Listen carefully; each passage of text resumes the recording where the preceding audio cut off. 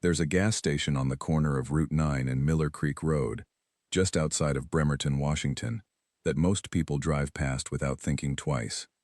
It's the kind of place that smells like stale coffee and motor oil no matter what time of day you walk in.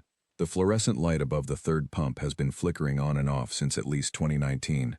I know because I used to stop there every Tuesday morning on my way to the community college where I taught freshman composition.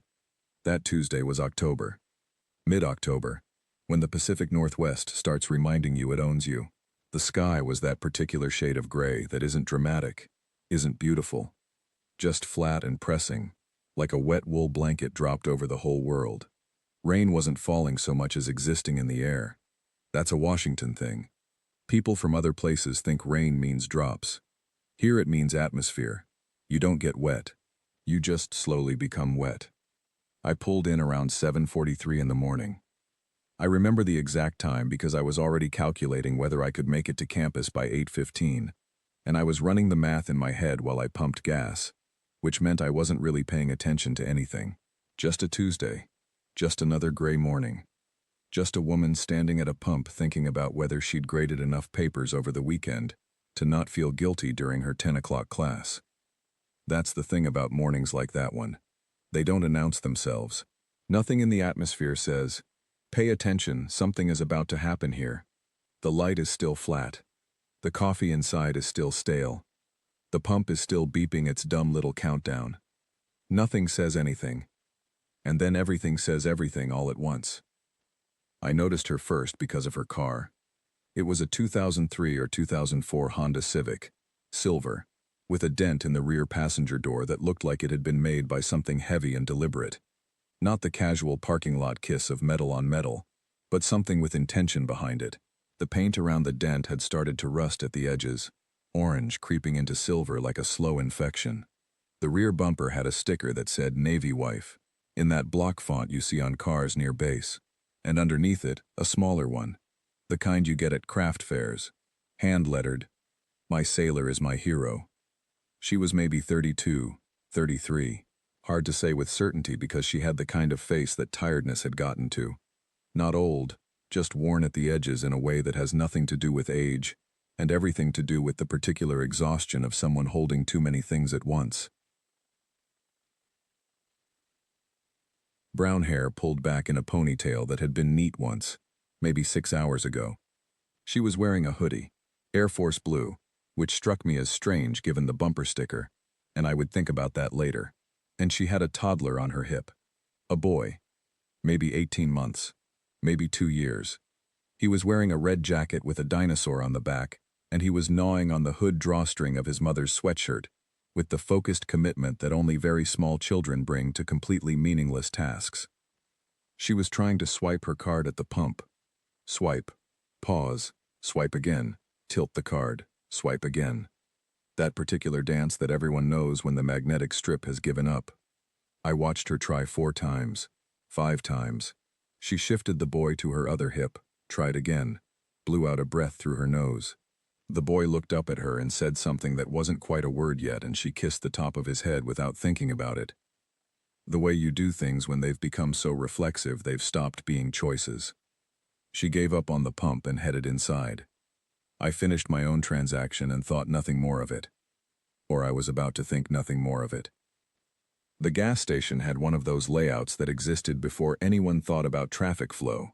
2 cramped aisles, a refrigerated section along the back wall, a coffee station that was technically self-serve but which required you to navigate around the chip display to get to the cups, and a single register near the front window that looked out at the pumps.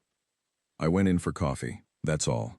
I was going in for coffee and I was going to be back in my car in 4 minutes, and I was going to make it to campus with 12 minutes to spare, and the day was going to be ordinary. The woman with the boy was at the register when I walked in. I heard her before I fully processed the scene. Not her voice first, but the voice of the man behind the counter. He wasn't the regular guy. The regular Tuesday morning guy was a retired Navy vet named Dennis who called everyone Chief, regardless of gender, and kept a photo of his granddaughter taped to the register. This was someone else. Younger, maybe 25. He had the look of someone who had decided sometime in the last few years that the world owed him a significant debt, and was deeply annoyed that collection had been slow. She was explaining something. Her voice was careful and patient in that way that people get careful and patient when they are very close to not being either. The card isn't working at the pump, but I have the money. If you could run it manually, I've done that here before. Machine works fine, he said, not looking at her. Looking at his phone, actually, which was sitting on the counter below the register where he thought no one could see it. The strip is worn, she said. I just need $20. My son has a pediatrician appointment at 9 and I need to get to Silverdale. You got another card? I have cash. She shifted the boy again. He had abandoned the drawstring and was now reaching for a display of novelty lighters near the register, with the specific magnetism that toddlers have for dangerous small objects. She caught his hand. Redirected. He made a sound of profound personal offense. I have. Wait. She dug in the front pocket of the hoodie with her free hand. Came up with her phone. Checked something on it. I have $18 in cash and I can Venmo the other two or... We don't do Venmo. I know. I'm saying, 18 is close, can't you? 20's 20. She stood there for a second. Just a second. The boy reached for the lighters again, and she moved him again, automatic. And I watched her eyes do the thing that exhausted people's eyes do when they are calculating every possible exit from a situation, and finding none of them good. I was reaching for my wallet. I was already doing it. $2 is nothing. I had $2.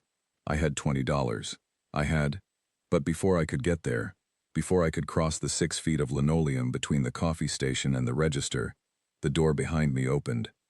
3 of them. That's the number I kept coming back to later when I was trying to make sense of the shape of what happened. 3. Not 2, which might have been an argument about something specific. Not 4 or 5, which might have been a crowd with its own dumb momentum. 3 is the number that means you planned it. 3 is the number with a designated role. 1 to lead, 1 to watch the door, 1 to make it feel like a group. They were young, somewhere between 19 and 23, the kind of age where the worst version of yourself is still loud enough to drown out the better one. 2 of them were in hoodies, different colors, gray and burgundy, and the third was in a Seahawks jacket that had been through enough that it wasn't really green anymore so much as a memory of green. They had the looseness of people who are comfortable in spaces they don't own, who carry themselves like the room is theirs because they've decided it is. I want to be precise about what I noticed because what I noticed shaped what I understood about what was coming, and I think the order matters. First, I noticed their posture, relaxed but directional, all 3 of them oriented toward the woman at the register without looking directly at her, the way predatory things sometimes avoid eye contact not out of shyness but out of strategy. Then I noticed the guy in the Seahawks jacket pull out his phone and say something to the one in gray. Not a real conversation, the kind of comment that functions as permission. Then I noticed that none of them had gone to get anything. No coffee cup, no reaching for a snack. 3 people in a gas station at 7:45 in the morning, and not one of them was there to buy something. The boy on the woman's hip made his sound again. That specific toddler frequency that means I am bored and the world should arrange itself differently. And the one in the Seahawks jacket looked over. He smiled. It was not a good smile. $18, he said. His voice was directed at his friends but aimed at her. Rough morning, sweetheart. She didn't look at him. Didn't acknowledge the comment at all, which was the right move.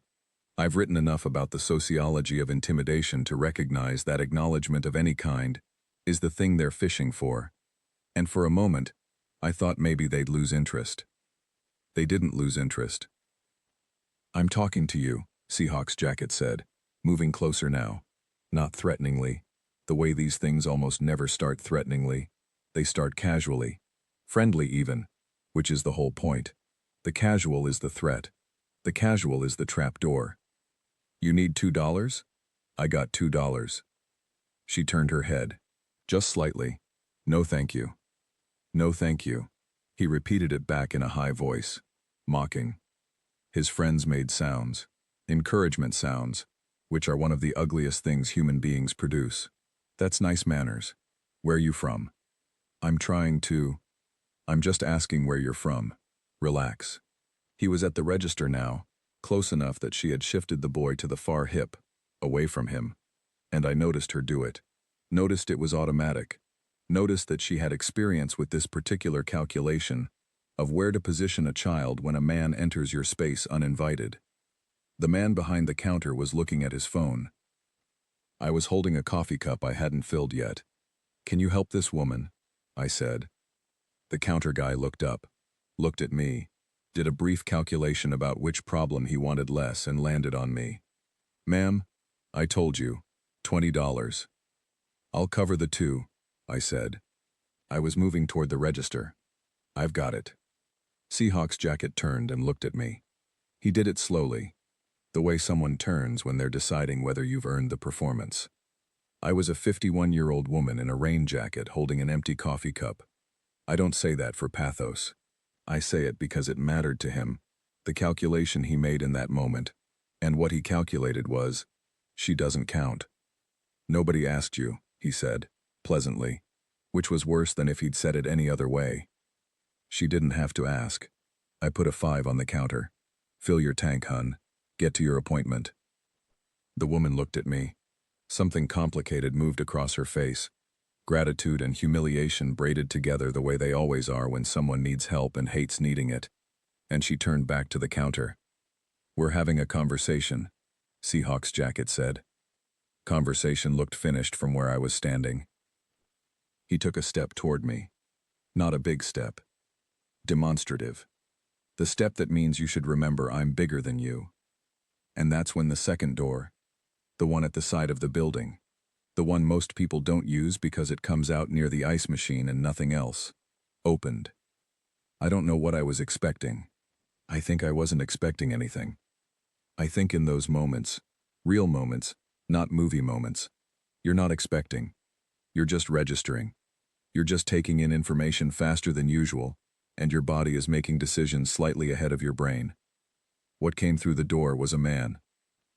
He was not a large man in the way that the phrase large man usually implies.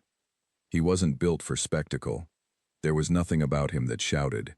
He was maybe 6 feet, maybe an inch under or over, and he was wearing civilian clothes. Jeans, a worn gray t-shirt, work boots that had actual work on them. He had a coffee thermos in one hand and his keys in the other, and he had the look of someone who had been awake since a time that most people haven't learned exists yet. Short hair, the regulation kind that doesn't quite stop being that when it grows out. There was a scar along the left side of his jaw, thin and old, the kind that had stopped being a story a long time ago. He was maybe 38, maybe 40. He came through the door and he took in the room. Not a scan, not the casual sweep of a person figuring out the layout. Something more systematic than that. Something that moved too fast to be clocked by most people. But I happened to be standing in a position where I could watch his eyes, and I saw it happen. Left wall, register, 3 men, woman with child, me, door to back, door to front, counter guy. The whole room assembled and filed in approximately 2 seconds. Then he went to the coffee machine. Just like that, he went to the coffee machine. He picked up a cup. He began filling it. The Seahawks jacket guy had turned to look at him when he came in. I saw it, the assessment, the same calculation the guy had done with me, but running different variables. He looked at the man at the coffee machine. He looked at the worn t-shirt and the work boots and the thermos and reached a conclusion. He turned back to me. "You should mind your business," he said. "The lady needs $2 and a drive to Silverdale," I said. "That's the business in this room." He laughed. His friends laughed. The man at the coffee machine did not laugh. The man at the coffee machine added a lid to his cup with the measured focus of someone who is deliberately doing the ordinary thing. "You gonna cry?" Seahawks jacket said to the woman, because she had gone very still, and still can be mistaken for weakness by people who don't know what stillness actually is. The toddler said something, one of his not quite words. It was completely incomprehensible, and also somehow utterly clear in the way that very young children are sometimes clear. A tone that didn't need vocabulary to mean, "I don't like this room right now." His mother put her hand on the back of his head. Automatic. Steady. "Okay," she said. "To me, I think." or to herself. She turned to the counterman. $20, pump 3. And I thought for a second that was going to be the end of it. She was going to take the money and go, and I was going to fill my coffee, and these three were going to be a bad few minutes in an otherwise ordinary Tuesday. But the one in the gray hoodie, the quiet one, the one who hadn't said anything yet, moved to stand between her and the door. He wasn't blocking it exactly.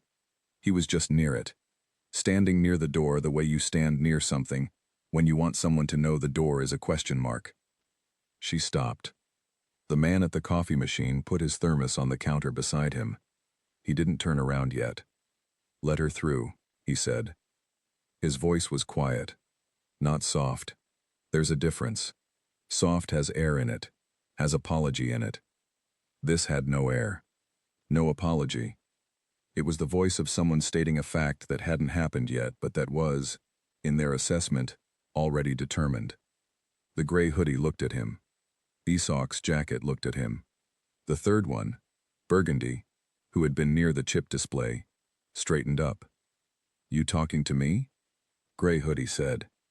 The man at the coffee machine turned around. "Let her through," he said again. Same words, same tone.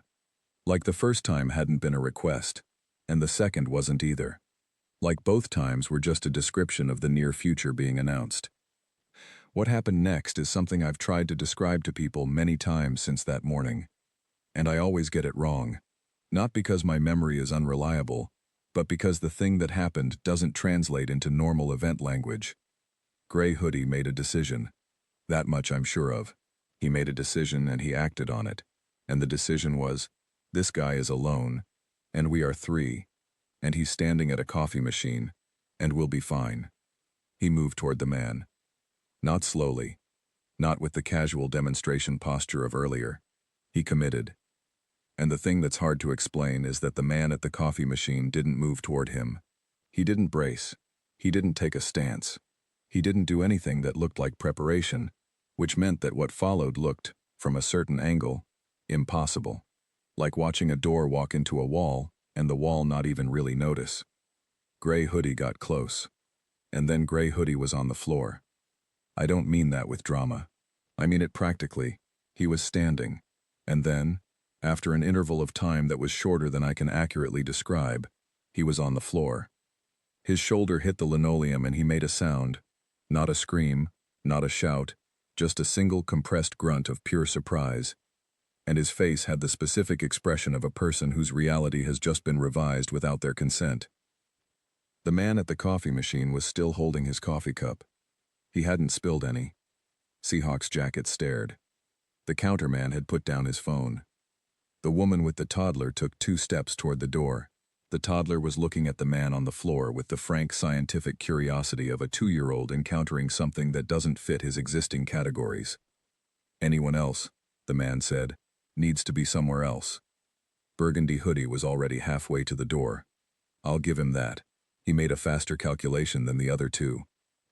Seahawks jacket stood there another moment, long enough that you could see him trying to find something to do with his face, some expression that would let him walk away without walking away, some arrangement of his features that would mean this hadn't happened the way it happened. He didn't find it. He walked out. Gray hoodie got up from the floor. He took longer than his friends. He had the look of someone reassessing something fundamental. He didn't look at the man with the coffee. He didn't look at anyone. He went out the side door, the one the man had come in through, which struck me as an interesting choice, and I wondered, briefly, if he'd even noticed he was doing it. The door closed. The fluorescent light above pump 3 flickered twice. The counterman cleared his throat. 20. On pump 3, he said. His voice was a little too carefully normal, the way a voice gets when it's doing the work of pretending the last 90 seconds were ordinary. He ran the woman's card. It went through. She took the receipt. She shifted the boy to her other hip, the hip away from the man with the coffee now, which might have meant nothing, which might have meant everything. And she looked at the man. "Thank you," she said. He nodded.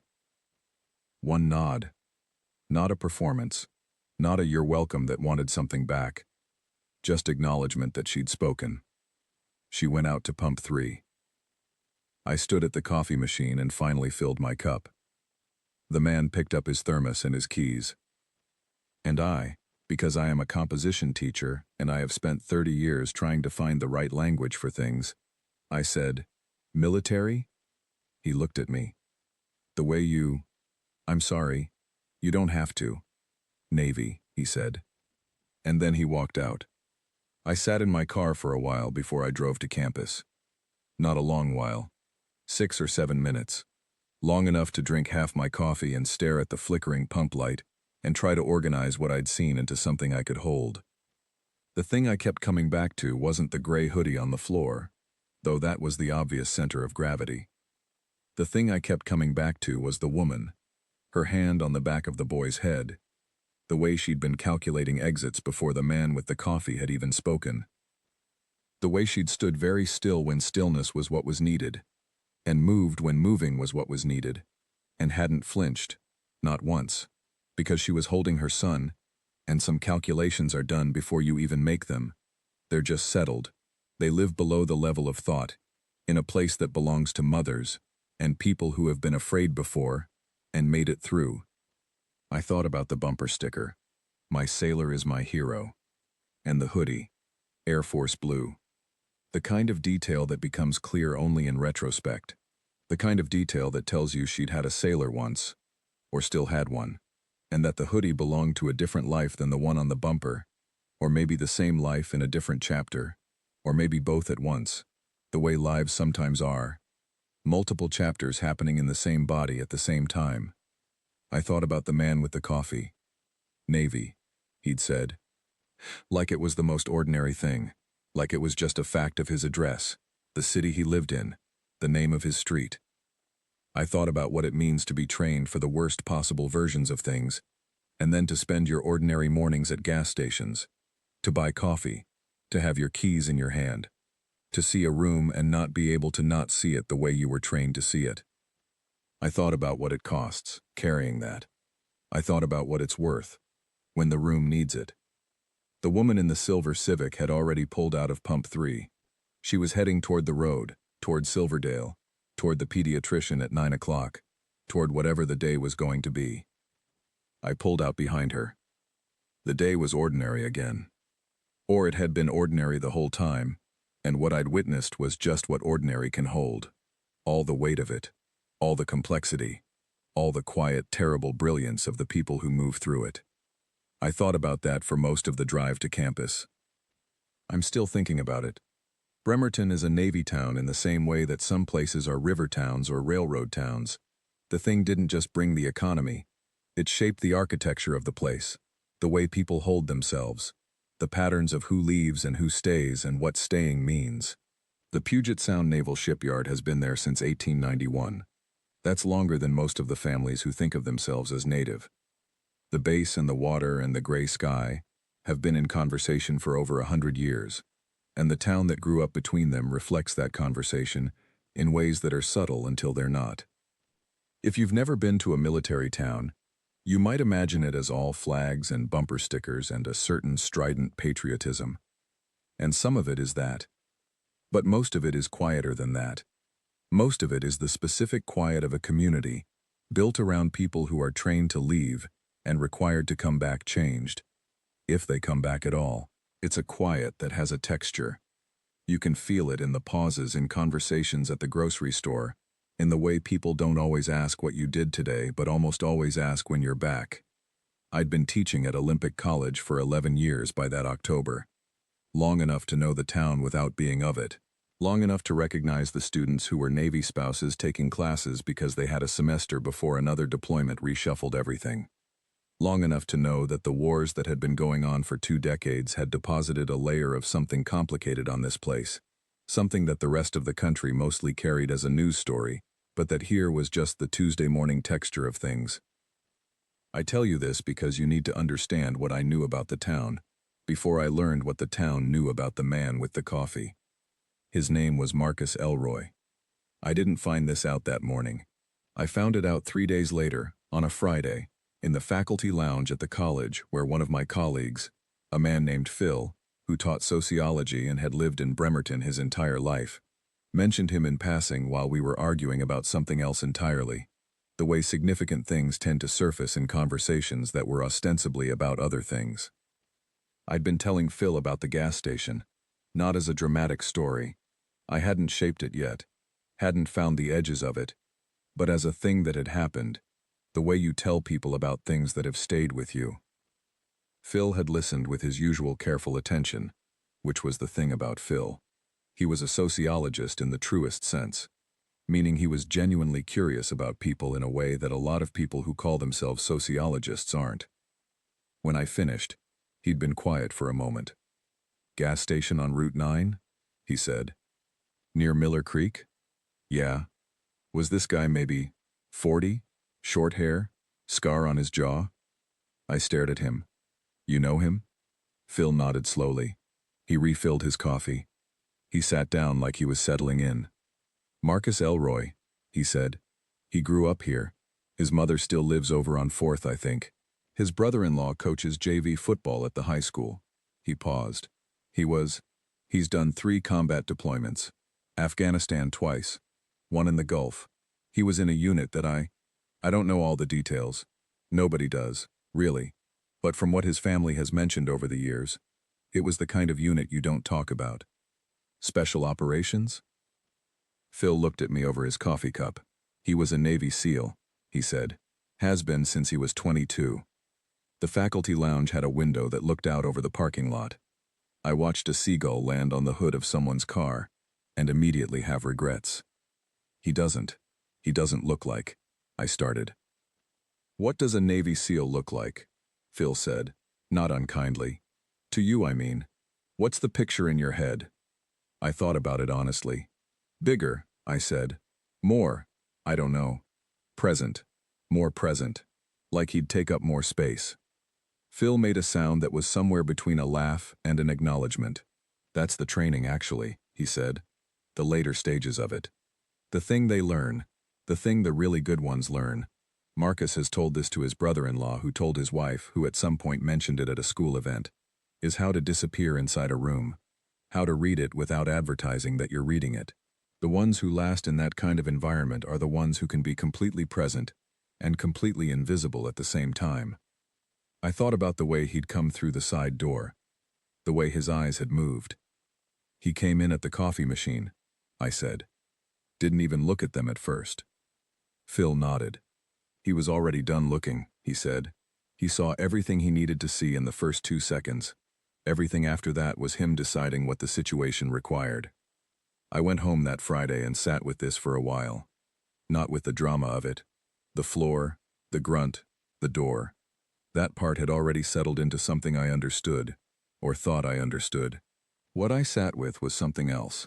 Something about the space between who someone is and what you see when you look at them, which is something I teach about in writing, but which hits differently when the example is standing in front of you at a gas station. I teach my freshmen about the difference between surface and depth in character, about how the most interesting people on a page are the ones who hold more than one story at a time, who can't be understood completely from the outside, who demand, the reader's investment. Marcus Elroy was holding multiple stories. He was a man buying coffee on a Tuesday morning, keys in hand, in worn work boots. He was also someone who had spent a significant portion of his adult life in places and situations that I don't have the frame of reference to imagine, doing things that required a level of training and commitment and endurance that most people genuinely cannot fathom. He was also a hometown kid whose mother still lived on 4th Street. He was also someone with a scar on his jaw that had stopped being a story. All of those things at the same time, in the same body, in the same gas station, on the same Tuesday. I keep coming back to that. Phil knew more than he'd told me in the first conversation. He told me the rest of it over the following weeks, not as gossip. Phil genuinely doesn't do gossip. It's one of the things about him. But as context, as the town's knowledge of itself, which is what he trades in. Marcus had enlisted at 20, not right out of high school, but after a year where, as Phil understood it from the family, he'd been doing something that wasn't working. Nobody specified what that something was, and Phil didn't press, and I didn't ask him to. The implication was, A year of being 20 and not knowing who you were going to be yet, which is such a common thing that it barely needs specification. He'd qualified for BUD, CEST, Basic Underwater Demolition, SEAL training, at 21. Phil's brother-in-law, the football coach, had described once what Marcus had told him about that process, not in detail but in outline, the cold water and the sleep deprivation, and the thing called Hell Week that happens at the end of the first phase, where they put you in conditions that are designed to make you quit, where quitting is in fact the correct response for the majority of people, and where the ones who don't quit discover something about themselves that can't be untaught once it's known. He said something to Derek, that's the brother-in-law, about Hell Week, Phil told me. Something about how the cold stops being a thing you endure and starts being just where you are. Like the cold stops being the problem after a while, and what's left is just you, and you find out who that is. I wrote that down when I got home. I do that sometimes. Write things down that aren't mine but that I want to hold for a while. The cold stops being the problem, and what's left is just you. He'd been back in Bremerton for about a year when the gas station happened. This is the part that Phil was careful about, which I respected.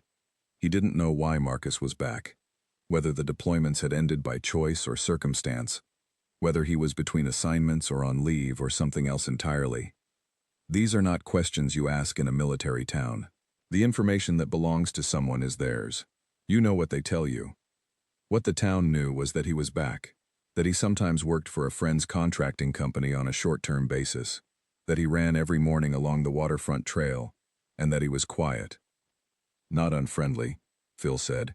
Not antisocial, just contained. Like the volume on him is set at a place most people don't carry themselves. His mother, Phil said, was a woman named Gloria who had worked for 23 years at the Naval Hospital. A practical woman who had raised Marcus and his two sisters after their father had left when Marcus was 11, and who had watched her son become whatever he became with a combination of pride and the specific anxiety that belongs to mothers of people who go to dangerous places, the anxiety that you don't stop having just because they come home. She still went to the same church she'd attended for 4 decades, a Baptist congregation on Warren Avenue, and Phil had met her at community events and described her as a woman who carried herself like someone who had made peace with the fact that the world is unpredictable, but had chosen not to make peace with the idea that there was nothing you could do about it. She raised him to be something, Phil said. You can see it in the way he exists in a room.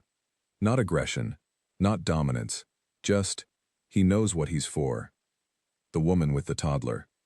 I thought about her almost as much as I thought about Marcus.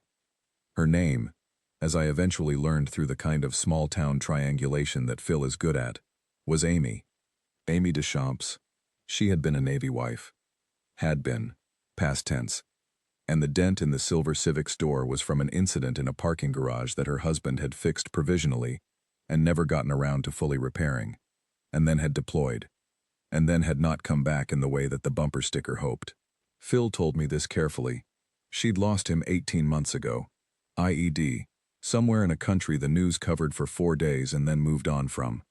She had a son, the dinosaur jacket, the drawstring, who was too young to have anything more than the shape of absence where a father should be. She was living in base housing on a widow's benefit and taking prerequisites at the community college with some idea of going to nursing school, because the VA system needed nurses and she needed purpose that could outlast grief. She was 31. She drove a car with a dent someone else had meant to fix.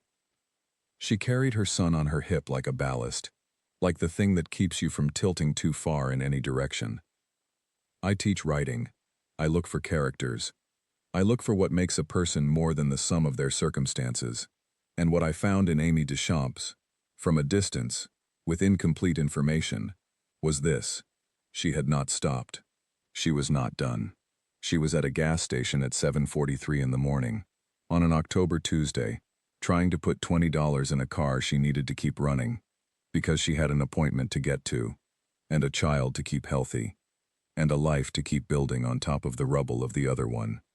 She was 31, and she had already outlasted things that would have flattened most people, and she was still going. That's not a small thing. That is, in fact, the whole thing. What I didn't know, and what Phil didn't know either, was whether Marcus knew who she was. Whether he'd looked at the silver Civic in the parking lot and read the Navy wife sticker the way you can sometimes read those things when you have enough context. Whether he'd seen what I didn't see fast enough. Not just a woman being harassed, but a widow being harassed. A Navy widow being harassed at a gas station within sight of the base where her husband had deployed from. Whether that had changed the math for him. Whether it mattered. I thought about this for a long time and eventually decided that it probably didn't. Not because he wouldn't have cared, but because the math, for someone like Marcus Elroy, was already done before the variables were specified. The math was, there's a person who needs a door cleared, and I'm here, and I'm able. The rest was detail. That's what the training is for. Not the exceptional circumstances, not the once-in-a-lifetime moments. The training is for making the response to the exceptional available in the ordinary, so that when ordinary Tuesday mornings contain the things that ordinary Tuesday mornings sometimes contain, the body knows what to do before the brain finishes the conversation. The cold stops being the problem, and what's left is just you. I went by the gas station a few times in the weeks after. Not intentionally at first. It was on my route. Then, I'll admit, a little intentionally. I don't know what I was looking for. Some residue of the event, maybe. Some visible evidence in the fluorescent-lit linoleum that something had happened there. There wasn't any. The Pump 3 light still flickered. Dennis was back on Tuesday mornings, calling me chief and talking about his granddaughter. The coffee machine was the same. The chip display was the same. The room had absorbed it and moved on, the way rooms do. What lingered was in me, not in the place. I think that's usually how it works. I saw Amy Deschamps once more, about 6 weeks later. Different context. She was in the library on campus. The dinosaur jacket boy at her feet building something elaborate and personal out of a set of foam blocks the library kept in a corner for small children of students. She had a textbook open in front of her, and she was reading with the concentrated focus of someone who has learned to study in short intervals, in the stolen minutes between one demand and the next. I almost said something. Almost introduced myself, mentioned the gas station, asked how the pediatrician appointment had gone. I didn't. Some stories you witness and your role in them is only ever witness. You don't get to step further in. You don't get to fold yourself into the narrative and make it partly yours. You just hold what you saw and carry it where you go, and let it change you in the small internal ways that things change you when you let them. The boy knocked over his tower of foam blocks. He looked at it for a moment. Then he started building it again. His mother turned a page. There is a version of this story that I could tell you, where Marcus Elroy is a hero, and the 3 men in hoodies are villains, and the gas station is a stage, and all of it resolves cleanly into something you can share on the internet with a headline and a feeling of satisfaction. That version is not a lie exactly, but it's missing most of what was true. The thing I've been trying to get at, the thing that keeps making me pick this story back up and look at it from different angles, is something that has less to do with what happened and more to do with what it revealed. About a place, about people, about the long invisible work that goes into a single ordinary Tuesday morning. Let me stay with Marcus for a while. What does it actually take? I am a person who teaches literature for a living. I have read accounts of combat, of military service, of the particular psychology of people who volunteer for the most extreme versions of human experience. I have read Tim O'Brien, and Sebastian Junger, and Karl Marlantes. I have read the clinical literature on what happens to a nervous system under sustained exposure to threat. I have had these conversations with veterans who were my students, carefully, at the edges of office hours, because they almost never brought it into the classroom directly, but sometimes left traces of it in their writing that I couldn't pretend not to see. And still, when I try to actually understand what Marcus Elroy's training and service had made of him, I reach a point where my vocabulary gives out. Bud's training is approximately 6 months long, during which candidates are systematically deprived of sleep, warmth, food, and rest, to the point of physiological breakdown, not to punish them, but to reveal them, to identify the ones whose decision-making remains intact, when everything else has collapsed. Hell Week, which Phil had mentioned, involves roughly 5.5 days of continuous activity on approximately 4 hours of total sleep, in cold water, in mud, in dark, under the kind of pressure that causes roughly 3/4 of starting candidates to voluntarily quit. The ones who don't quit are not necessarily the largest or the strongest. Instructors have said this in interviews, in books, in oral histories. The ones who make it through are the ones who can disassociate from what their body is telling them without losing their mind.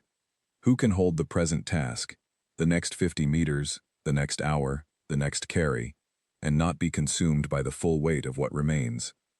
I think about this in terms of what I know. I know that grief works the same way, actually. The only grief you can survive is the grief you take in small pieces. The ones who collapse are the ones who try to hold all of it at once. I don't know if Marcus was ever grieving. I don't know what the deployments cost him specifically, what he carried back, what the scar on his jaw was. That information belongs to him. What I know is what I saw, which is what we've already established. A man who came through a door and read a room, and then stood very still at a coffee machine and said, with the certainty of someone describing the weather, "Let her through." And then, the floor. I want to be honest about that moment, because I think it's easy to romanticize it in a direction it doesn't deserve. What happened to the gray hoodie on that floor was not clean. It wasn't cinematic. It was fast, and functional, and completely without drama, which is maybe the thing that makes it hardest to process. We expect the heroic to have a certain grandeur. We expect it to take up space proportional to its significance. When it doesn't, when it's over before you've had time to register that it's happening, you're left staring at the aftermath, trying to reassemble the moment and figure out what just happened to your idea of how things work. A man went to a coffee machine. 2 seconds later, another man was on the floor. The coffee was not spilled. That's it. That's the whole visual record. And inside those 2 seconds is something like 20 years of the most demanding training human beings have devised for each other, executing so efficiently that it looked like nothing at all. I started reading more carefully after Phil's conversation. Not obsessively. I want to be careful about the word obsessively, because it implies something that wasn't quite right about my relationship to this event. I was thinking about it, returning to it, trying to understand something that felt like it was trying to teach me something. One of the things I read was an account by a retired SEAL, not Marcus. I don't know his story in that level of detail, but someone from the same community, about the experience of re-entering civilian life after extended special operations service. The account was in an oral history project done by a university in Virginia, the kind of academic document that exists in a database and almost nobody reads. He said something that I've been sitting with ever since. He said, "The strangest thing about coming home was not that I had trouble adjusting to the civilian world. The strangest thing was that the civilian world had no idea it was in the same world I'd been in. I'd fly back from a deployment and take a cab from the airport, and the driver would be complaining about the game the night before, and I'd be trying to understand how we were in the same reality. And then slowly I'd realize we were, that the game and the mission were both real, that the same Tuesday holds all of it at once. The same Tuesday holds all of it at once." There are things about what happened at the gas station that I still don't know and probably won't. I don't know what the 3 men in hoodies were doing there. I don't mean that as a rhetorical question. I genuinely don't know the specifics of why they'd come in, whether Amy was a target of opportunity, or whether they knew her, whether this was a pattern of behavior for them, or a single bad morning, whether any of them were carrying anything harder than bad judgment and borrowed bravado. I don't know what happened to them after they left. The gray hoodie, getting up from the floor. I watched his face for a moment before he went out the door, and what I saw was not rage, not humiliation, even, though that was probably somewhere underneath. What I saw was confusion, the particular confusion of someone whose understanding of the physical world has just been revised, who has encountered a reality that doesn't match the predictions their experience had generated. I wondered about that, later, whether that revision stuck, whether the floor had taught something that the men around him hadn't, that nothing prior to that moment had, whether the confusion resolved into anger, at Marcus, at the situation, at the unfairness of a universe that had put a Navy SEAL between them and their Tuesday, or whether it cracked something open. I'm a composition teacher. I believe in the transformative potential of encounter. I believe that the right moment, witnessed fully, can shift the trajectory of a person. I also know that most moments don't do that most people leave most moments the same people they were when they arrived, just slightly older and slightly more certain of whatever they were already certain of.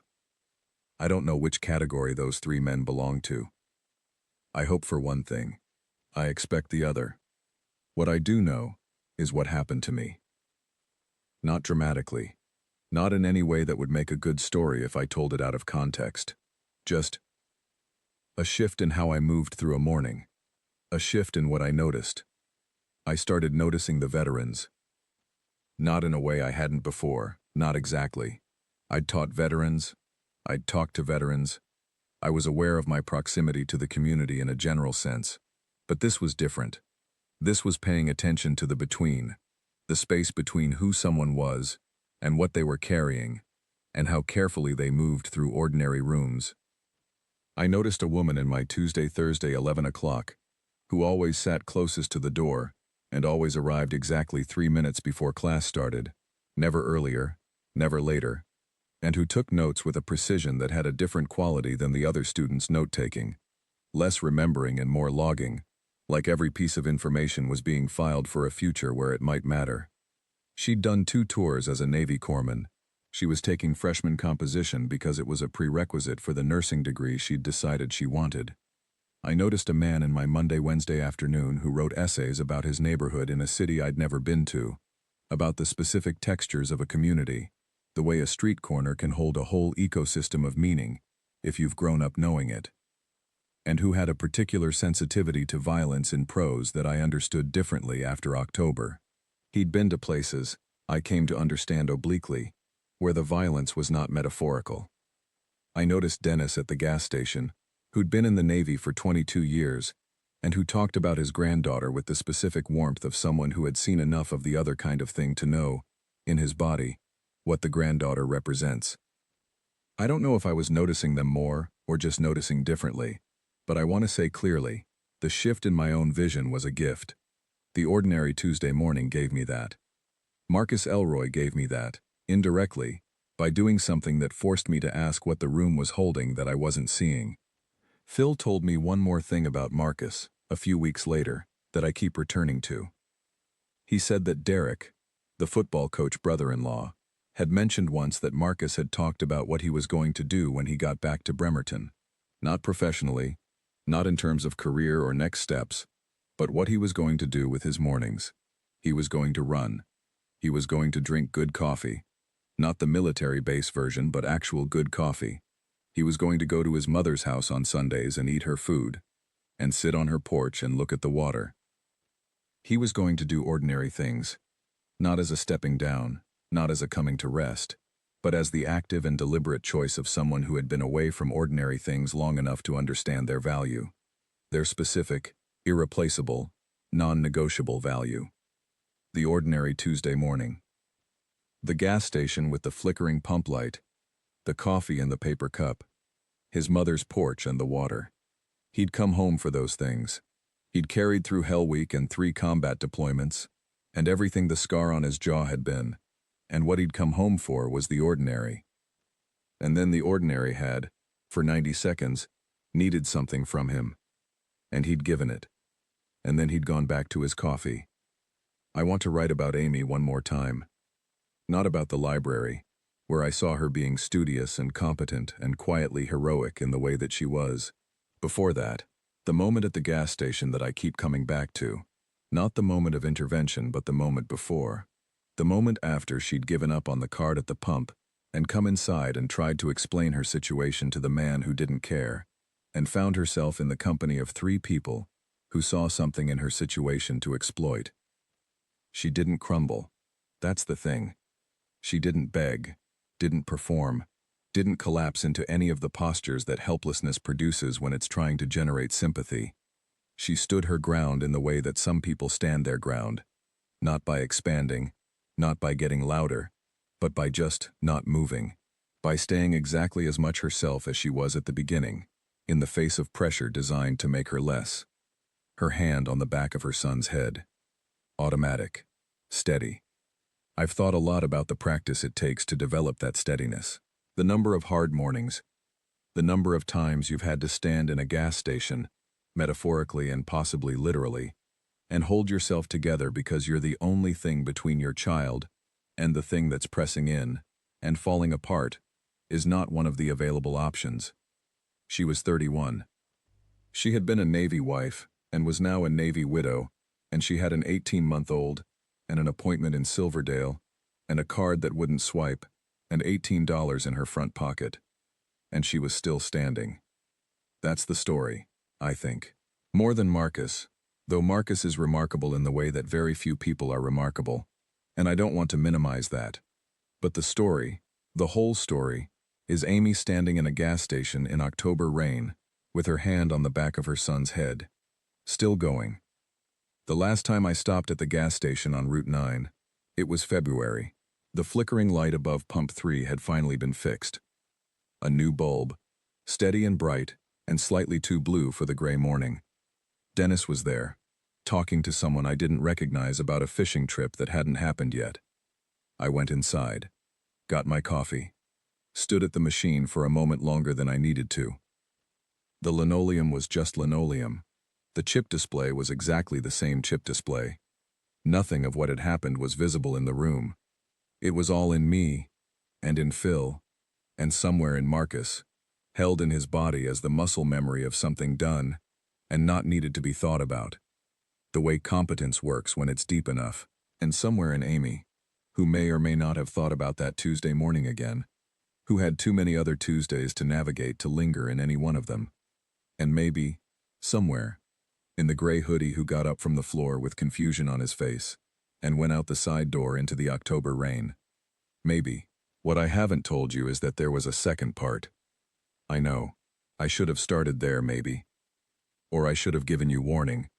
But I think the second part only makes sense as a second part. It only has its full weight if you've carried the first part with you long enough for it to settle. This happened in the same week. Thursday. 2 days after the gas station. The community college has a student lounge on the second floor of the main building.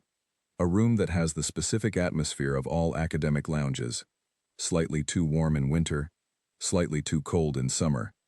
A coffee machine that dispenses something that is technically coffee, in the same way that a parking ticket is technically communication.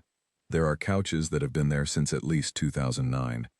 And a television in the corner that nobody watches because it's always tuned to a news channel that everybody in the room has long since decided they can't afford to follow too closely, or they'll spend all of class in the grip of something unproductive.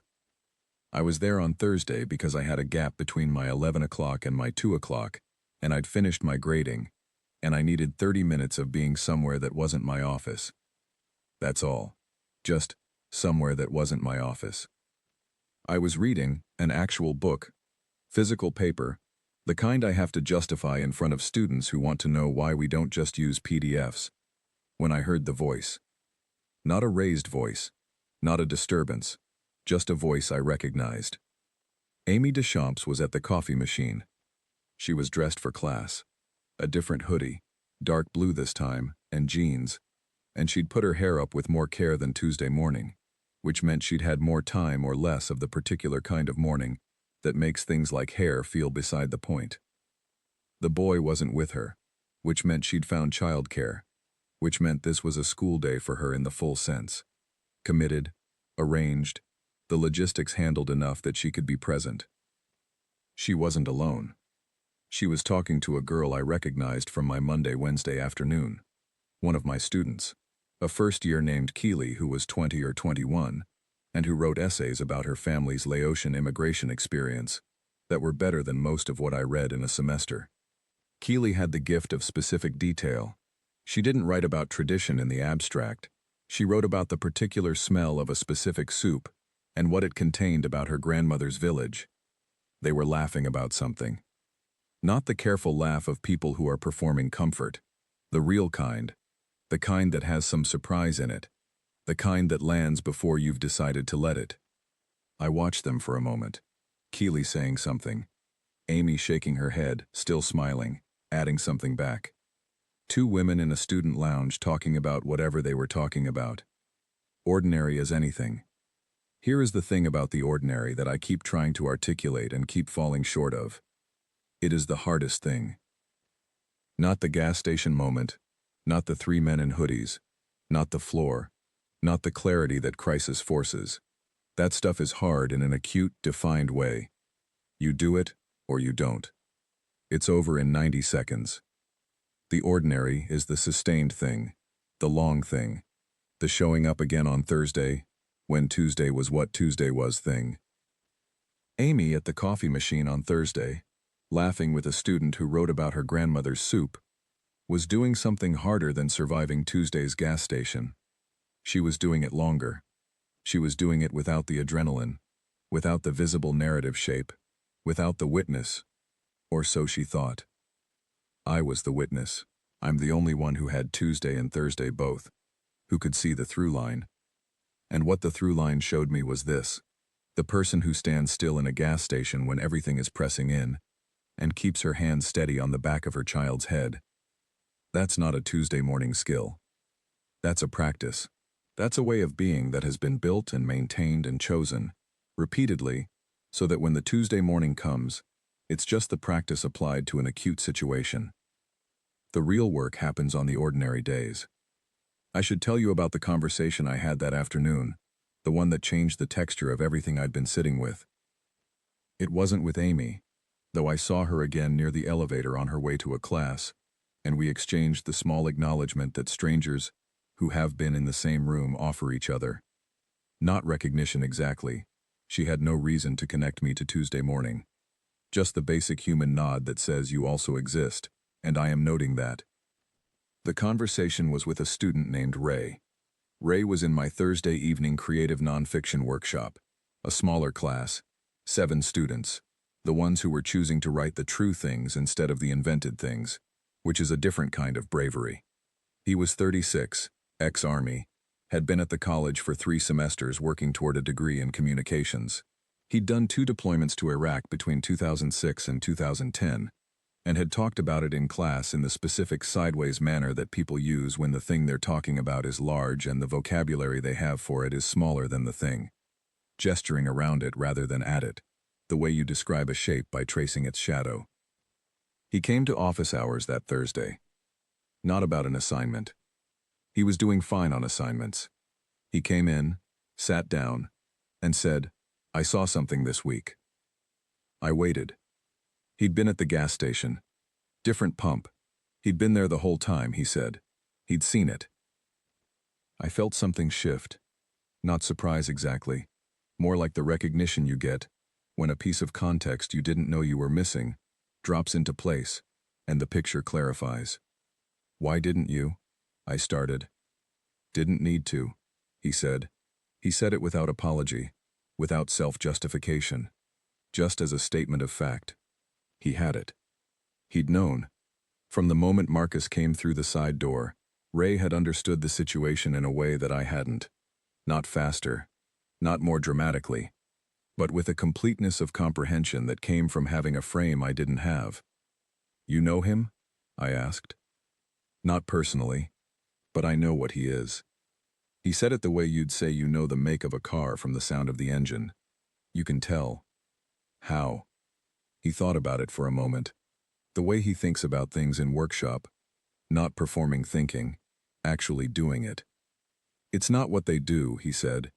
"It's what they don't do." The guys who've really been trained, the ones who've been in it long enough, they don't waste anything. They don't telegraph. They don't puff up. They don't do any of the stuff that most guys do when they're trying to let a room know they can handle themselves. He paused.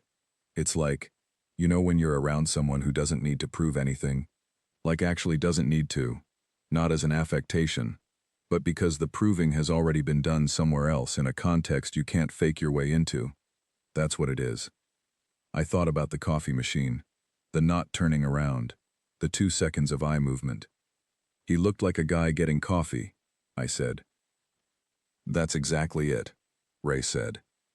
Ray had been watching the 3 men from his car before he'd even come to the pump. He'd seen them in the parking lot, the formation they were in, the orientation, the way none of them was actually doing anything that justified being in a gas station parking lot. "I've been in rooms with men who wanted to hurt me," he said. "Real rooms, real men. Actual stakes. After that, the amateur stuff is pretty obvious." He didn't say this with contempt. He said it with the matter-of-fact quality of a person stating the results of an empirical process. Those three were amateurs, but that doesn't mean they couldn't have hurt her. He'd stayed in his car, not out of indifference, I want to be clear about that, because Ray is not an indifferent person, and I think his account of his own calculations that morning matters. He'd stayed in his car because he was running the same arithmetic Marcus had run inside, and the answer he'd reached was, "This has been handled." "I wasn't sure until he spoke," Ray said. "Until let her through. 2 words and I knew the situation was resolved. There's a tone that comes from someone who isn't asking, who's just informing the room of what's going to happen. You learn to recognize it. It either makes you want to fight, or it makes you want to go home. Those three chose home. Which was the right call, by the way. That was absolutely the right call." He said that last part without irony, without any edge. He meant it practically.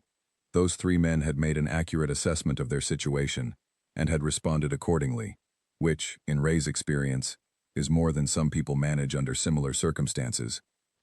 We talked for 40 minutes. We talked about things that don't appear in syllabi.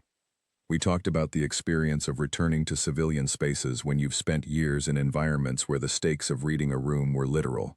We talked about the particular exhaustion of hypervigilance, the way training attunes you to threat signals so thoroughly that you can't turn it off in spaces where it isn't needed, and the way that not being able to turn it off is both a burden and, in situations like Tuesday morning, a gift. "What happens to it?" I asked. "The training, as time goes on." Ray considered this with the same careful quality he brought to everything. "It doesn't go away," he said. "I think people imagine it like muscle, that if you don't use it, it atrophies. But it's not like that. It's more like, it becomes fluent, like a language you learned young. You might not use it every day, you might go long stretches without needing it, but the fluency doesn't leave. It's in you. When you need it, it's there."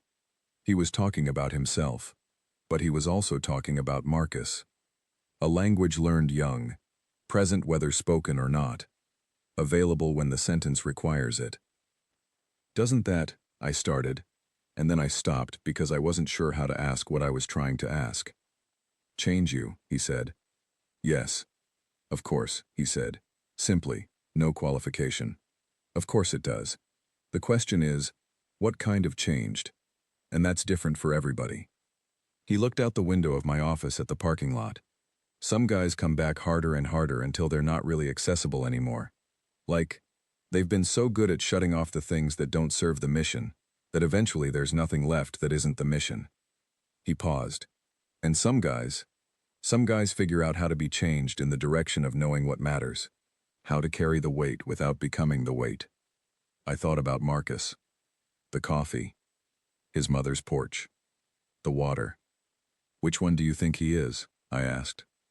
"The second one," Ray said. No hesitation. You can see it in how he moved after. Did he stick around? Did he make it about himself? He hadn't. He'd picked up his thermos and his keys and he'd left. "Second one," Ray said again. "There's a thing that happens, I've found, when you get close to a story that is bigger than you initially understood. You start finding all the edges of it. You start finding the places where it connects to things you didn't expect it to connect to. The way you pull a thread and find that it reaches further into the fabric than you thought." Ray's 40 minutes in my office on that Thursday afternoon pulled a thread I hadn't known was there. He said something near the end, almost offhand, as he was gathering his notebook. He said, "You know what I think about sometimes? When I'm in a place like this, just, ordinary place, ordinary people, I think about all the guys who are doing this exact thing. All the veterans, all the service members, all the people who've been in it and come back, and they're at the gas station, they're in the grocery store, they're in the student lounge, Everybody around them thinks they're just normal. And they are normal. But they're also carrying something that the room doesn't see. And most of the time that's fine. Most of the time the room doesn't need to see it. He put on his jacket. And then sometimes, the room needs exactly what they're carrying, he said. And they give it. And then they go back to being the guy at the coffee machine. He shrugged. Like this was obvious. Like it had always been obvious. Like the only remarkable thing about it was that people who hadn't been in certain rooms didn't seem to know it was happening. They're everywhere, he said. People don't see it. And then he went to his car. I walked home that Thursday. It wasn't too far. 15 minutes. Past the coffee shop on 6th that did a good pour-over. Past the park with the maple trees that in October were doing what maple trees do in October in the Pacific Northwest, which is to say burning themselves orange in a way that seems excessive and entirely justified. I walked under those trees and I thought about what was invisible. How much of any ordinary space is carried by the people in it? How much weight is distributed across bodies and habits and histories that you cannot read from the outside? How many rooms I'd been in where someone nearby was holding something significant? A grief, a skill, a language learned in a context I'd never been in. And I hadn't known, couldn't know, would never know. The maple trees kept being orange. The sidewalk was wet. There was a man ahead of me, older, maybe 65, walking a dog of indeterminate breed and advanced years, both of them moving at the same pace, both of them clearly accustomed to this route. He had a cap pulled down against the mist, and he was moving with a slight hitch in his right leg that looked like an old thing, not a fresh injury. I thought, what does he carry? I thought, I will never know. I will pass him on this sidewalk and I will never know what he has held and what he has given, and what he has survived and what he has loved, and what has cost him. I thought, that's true of everyone. All the rooms. All the gas stations. All the ordinary Tuesdays. I've been writing this account for almost 4 months. Not continuously. I have a job. I have a life. I have stacks of freshman compositions that need attention and don't particularly want to wait for me to finish the essay. I'm also writing about a gas station in October. But I've been returning to it, carrying it around and setting it down and picking it up again, the way you carry something when you're not quite sure yet what it's for. I think I understand now what it's for. This is the last part. I'm going to try to say the thing I've been saying in pieces and say it whole. There's a conversation that happens in America. It happens in media, in political discourse, in the lower register of daily life. About veterans. About what we owe them. About what they've given. About the gap between what they experience and what the rest of us know. It's a conversation that I've always participated in from the outside, as someone who acknowledges the gap, who tries to understand it, who reads the books and listens to the accounts, and maintains a kind of awareness that I've always told myself was respectful. After October, I understand that I didn't know what the gap was. I knew it existed. I understood it intellectually. I had the right politics about it. I used the right language. But I didn't know what it felt like from the inside. And I still don't. Let me be honest about that. I am still outside. I am still the composition teacher at the coffee machine who didn't grow up in a military family, who hasn't deployed, who has never been in a room where the stakes were literal in the way that Ray described. What changed is that I got close enough to feel the size of what I don't know. That's different from knowing the gap exists. Feeling the size is different. I want to talk about Marcus one more time, and then I'm going to stop talking about him, because I think I've been at the edge of making him a symbol for something, which is not what he deserves. He's a person. A specific, contained, individual person with a mother on 4th Street and an ex-military thermos and a scar that stopped being a story. He does not exist to illustrate my understanding of anything. The gas station was not staged for my education. He walked in to buy coffee, and the room required something else of him, and he did what he did, and then he left. That's his whole relationship to this story. But here is what his existence asks of me, as someone who witnessed it and is now writing about it. It asks me to understand that the world I move through is made possible, in specific ways, by people like him. Not in an abstract political speech way, in a specific, material way. The freedom to go to a gas station on a Tuesday morning and think about nothing more significant than whether I'll make my 8:15. That specific freedom, on that specific morning, was not abstract. It was the accumulation of every person who decided to go somewhere hard and do something difficult so that the rest of us could remain in the world where gas stations are boring. And then Marcus came back from those places, and he was at the gas station too. And the gas station needed him. And he was ready. And then he got his coffee. I keep thinking about the coffee, the specific ordinariness of the coffee. How it is not a small thing that a person who has been to the places Marcus has been can come back and want ordinary coffee. How keeping that capacity, the capacity to want the small things, to come home for the small things, to let the small things be enough, is not a default, is not automatic, is in fact one of the harder things the training doesn't prepare you for, and that you have to find your own way back to. Some guys figure out how to carry the weight without becoming the weight. I've been thinking about what gets preserved. Not in the obvious sense, not monuments or histories, though those have their place. I mean what gets preserved in ordinary life. What the people who do the hard things are actually keeping safe when they do the hard things. They're keeping the gas station safe. They're keeping the Tuesday morning safe. They're keeping the flickering pump light and the stale coffee, and the woman with the toddler on her hip and the composition teacher trying to make it to campus by 8:15. They're keeping all of that.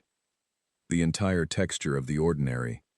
The whole mundane, unremarkable, taken for granted, completely indispensable fabric of civilian life. They go to the places where the fabric tears, and they hold the edges together, and then they come back, changed, carrying the weight of what they did, and they stand at the coffee machine in the same gas station as the rest of us, and they want what we want, the ordinary. They just know what it cost. Amy Deschamps knows what it cost. She knows in the most irreversible way. She knows because the ordinary was taken from her once, specifically, in a way that had a date and a country and a convoy and a device buried in a road, and she has been rebuilding it ever since, which is harder than building it the first time, because the second time you know exactly how fragile it is. I've thought about her nearly every week since October. Not about Tuesday morning specifically, not about the gas station, but about the life she is constructing. The prerequisites at the community college, the pediatrician in Silverdale, the silver Civic with the dented door, the boy in the dinosaur jacket building towers out of foam blocks and knocking them over and building them again. There is a specific heroism in that. I'm not using that word loosely. I'm using it exactly. Heroism is not only the acute moment.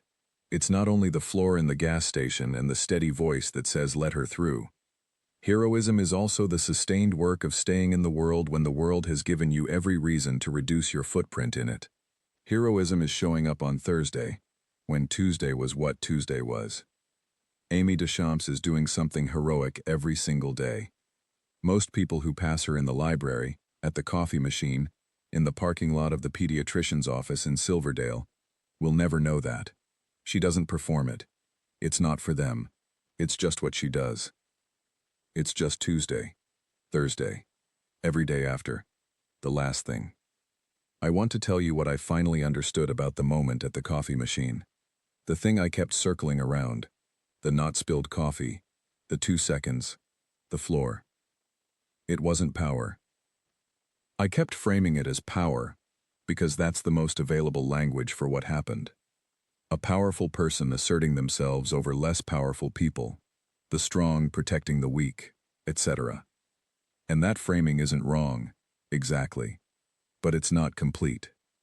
What it was, I finally understood, was fluency. Marcus Elroy had a language, a physical, tactical, embodied language, that he had learned at a cost I cannot calculate, in a process I cannot fully imagine, over years that changed him in ways both visible and not. And on an ordinary Tuesday morning in a gas station that smelled like motor oil, the room spoke to him in that language. And he replied. That's all it was. Not a performance. Not a demonstration. Not an assertion of power. Just a response. A fluent, unhesitating, completely appropriate response to what the room was saying. The coffee didn't spill because he wasn't disrupted by it. Because nothing about that moment was outside the vocabulary he'd developed. Because the room was speaking to him in a language he knew better than anyone else in it. And then the conversation was over. And he picked up his thermos and his keys, and he went back to the life he'd come home for. I went to the gas station one last time, in late February. Not for coffee this time. Just to stop. Just to stand in the parking lot for a minute and look at the building. The beige paint. The sign with the price of regular, that I'd never once looked at closely enough to remember after driving past. The side door near the ice machine that most people don't use. The pump 3 light was fixed. Steady now. Blue-white in the gray morning. A car pulled up behind me. A pickup, newer, base sticker on the windshield. And a man got out and started the pump without thinking about it. He was probably 26, in a field jacket, and he was on his phone, and he looked slightly sleep-deprived, and he pumped his gas with the focused efficiency of someone who has a schedule and is already mapping the next 3 things on it. He didn't look like anything in particular, which means nothing at all about what he carries. That's what I know now that I didn't know in the way that I know it. That's what the gas station gave me. The ordinariness of people does not describe the fullness of them. The Tuesday morning does not tell you what the person standing in it has survived to get there, what they are capable of, what they carry, what they would do if the room required it. You don't know. You can't know. What you can do is pay attention. Not the tourist kind of attention. Not the kind that's looking for the story to match the expectation. The actual kind. The kind that stays open. The kind that lets the thing be what it is before it names it. The flickering pump light above Station 3. The woman with the boy in the dinosaur jacket. The man at the coffee machine. The room. All of it together. All of it, ordinary and extraordinary at once. The way things always are when you stay close enough, long enough to see both. His mother's name is Gloria. She's been at the same church for 40 years. She raised her son to be something. And he is. He's the guy at the coffee machine. He's the guy at the coffee machine when the room needs him to be something else. He's the guy at the coffee machine again. Every ordinary morning. Every Tuesday. That's the whole story. That's the whole beautiful, unspectacular, completely irreplaceable whole of it.